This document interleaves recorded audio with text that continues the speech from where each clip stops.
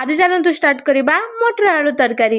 प्रथमे gas on करवा, pressure cooker बसई दबा, अल्प का पानी दबा, काटिक रखि आलू भी दबा, मटर दबा, टमाटर दबा, लुण हल्दी छाड़ी दबा सीटी मारिबा पई। देखुचंत तो हाथ बुलेबा मात्रे मसला रेडी। एठी मटर आलू सीझी गलानी। एबे प्रस्तुत करवा छुंक देवा पई। कढ़ाई प्रथमे तेल दबा, किछि समय पर चीनी दबा। चीनी गरम हो सारा पर तेजपत्र, शुखिला लंका, फुटण, जीरा देवा। तापर पके दबा पियाज। पियाज लाल हवा पर आमे मसला ऐड करबा। तापर मसला तेल बाहर सारा पर आमे लंका गुंड पकेबा, लुण पकेबा, धनिया गुंड पकेबा, सिझाई रखिदबा टमाटर भी पकेदबा। सबू मिक्स हो सारा पर आमे गरम मसला पकेबा, चिकन मसला पकेबा। सबू मिक्स हो सारा पर आमे सिझाई रखिदबा मटर आलू को कषिदबा।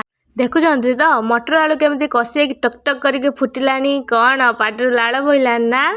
पानी देकी तरकारी फुटी गलानी। एबे आमे ढांकुणी खोली दबा। देखुछंती तो केमती टक टक टक टक करी फुटुची।